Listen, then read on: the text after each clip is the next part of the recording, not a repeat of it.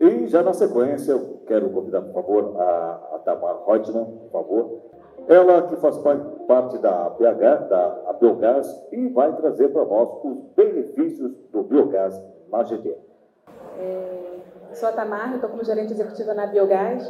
Vou falar um pouquinho, destoando aqui um pouco, né, do evento, que acaba sendo muito solar, mas o biogás também está inserido na geração distribuída, né? Eu vou contar um pouquinho de como que a política de GD incentivou, né, o biogás e como que a gente vê também a expansão dessa fonte de energia que, inclusive, pode ser usada em complemento com a solar, né, com usinas híbridas, algo que está sendo muito utilizado hoje.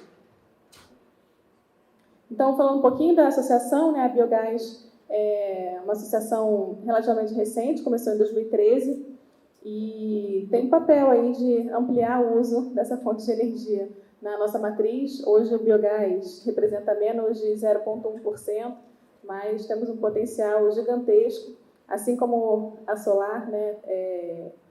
E o Brasil é muito rico em matéria orgânica, em fontes de energia, e essa aqui é mais uma para contribuir com a nossa dificuldade de geração de energia, né? A nossa dependência de energia de outros países, a nossa dependência de fontes fósseis. O biogás é mais uma fonte que pode ampliar as nossas renováveis e transformar em energia todo esse nosso potencial, aqui falando especificamente de resíduos, tá? Resíduos orgânicos. Então, a Biogás vem trabalhando muito intensamente no desenvolvimento de políticas públicas, de regulação, tudo que é necessário para ampliar a utilização do biogás como fonte de energia.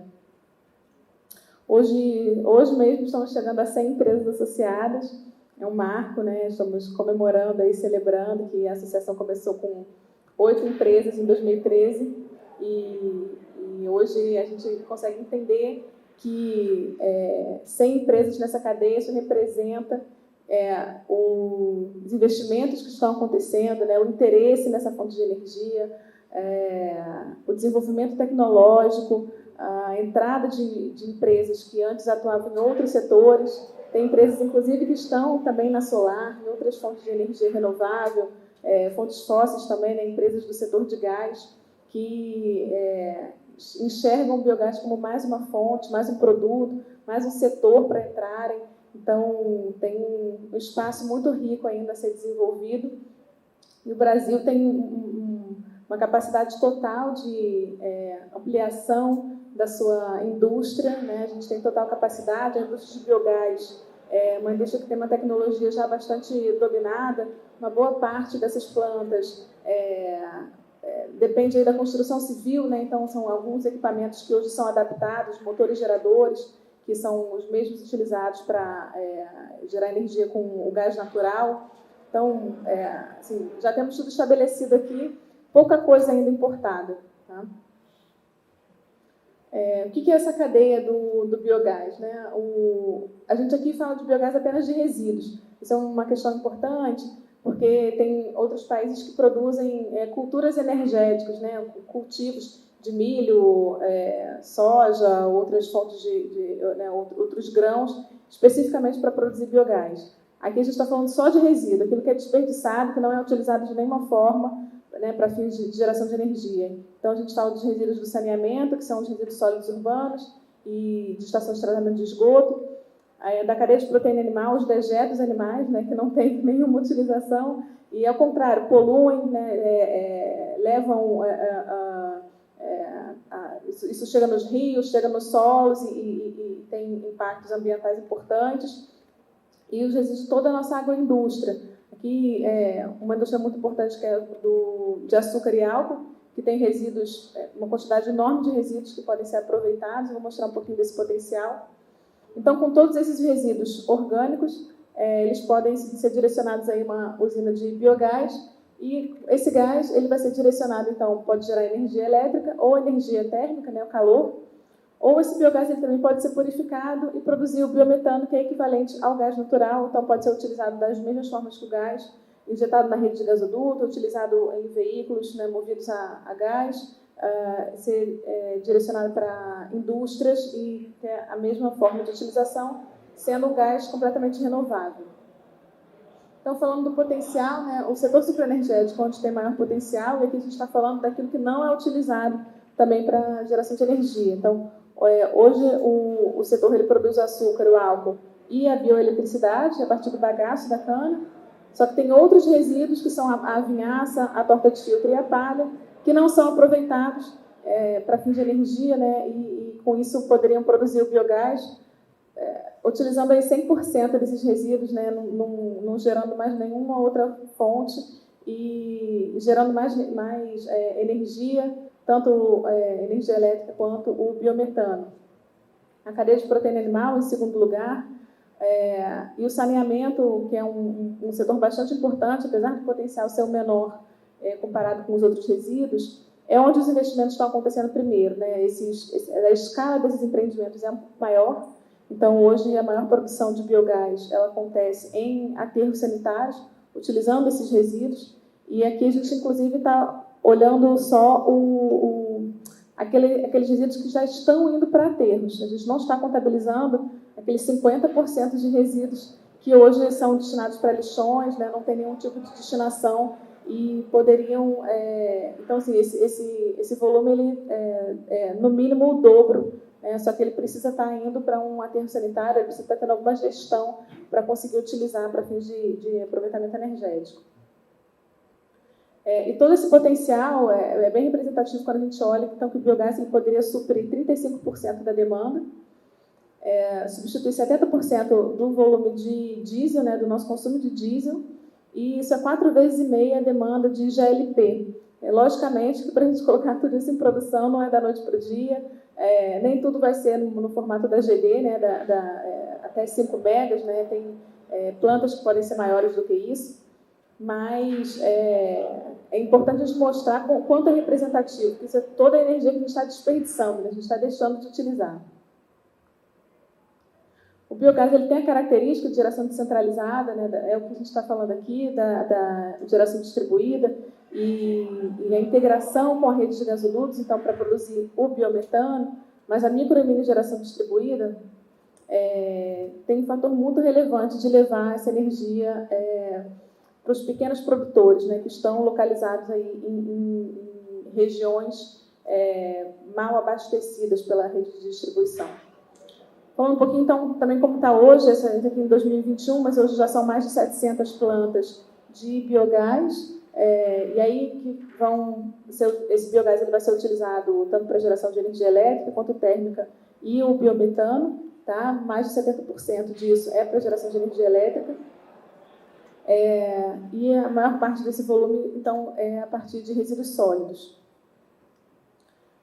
O biogás da micro e mini geração distribuída, né? Até a gente fica até, vamos dizer, é uma poeirinha, né, dentro do total de GD hoje no Brasil. São 75 megas, então assim, é uma quantidade muito pequena, mas bastante representativa para o setor. Então, a política de GD ela trouxe um crescimento muito grande, né? Já ter mais de 300 plantas de biogás, enquanto há pouquíssimo tempo atrás não tinha quase nenhuma. Então, essa política de GD que traz a possibilidade do produtor produzir a sua própria energia, produtores rurais, né, quem tem a biomassa, quem tem esses resíduos, e cada vez vão tendo um entendimento de como esses empreendimentos eles trazem retorno, eles são relevantes, eles têm viabilidade econômica, né, de gerar energia a partir dos seus resíduos, algo antes pouco pensado. Então, a biogás trabalha muito no desenvolvimento e na manutenção dessas políticas, né? Atuamos muito na aprovação da lei, do marco legal que foi aprovado esse ano, que a gente entende que é um forte direcionador de investimentos para esse setor.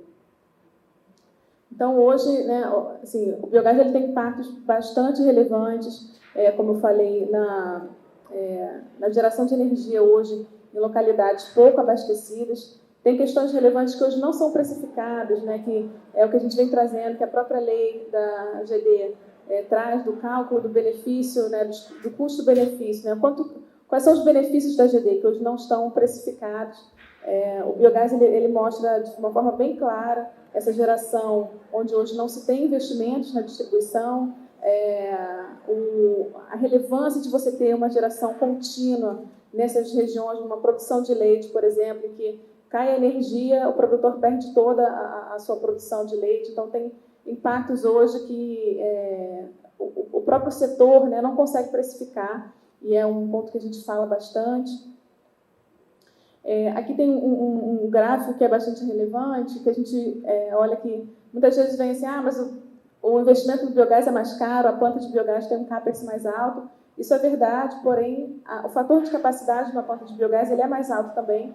Então, a geração de energia, com o mesmo investimento que uma usina solar, por exemplo, ele é mais alto. Com isso, a tarifa de equilíbrio, né, ela pode ser mais baixa do que o da própria planta solar, né? Então, assim, nosso papel aqui também é divulgar esse tipo de informação que muitas vezes não é bem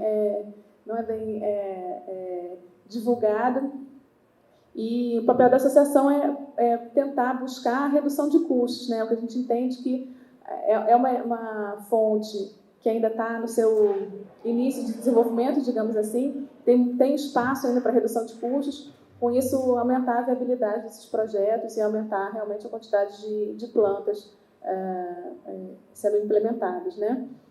O biogás tem um papel muito relevante na descarbonização. Quando a gente fala de descarbonização do agro, é bastante relevante. O Brasil assinou um acordo no ano passado de redução de emissões de gases de metano, um acordo global, e o biogás ele tem um papel importantíssimo, que vai além da geração de energia, né? A gente tem diversas fontes para geração de energia, a gente sabe aqui, mas cada uma tem o seu impacto, o seu valor, seus benefícios. O biogás tem benefícios que vão muito além da produção da energia especificamente, né? Tem um impacto da destinação de resíduos e da própria descarbonização, então, dessa produção agropecuária. Você pode ter uma carne carbono zero, digamos assim, mas ter toda uma indústria, né?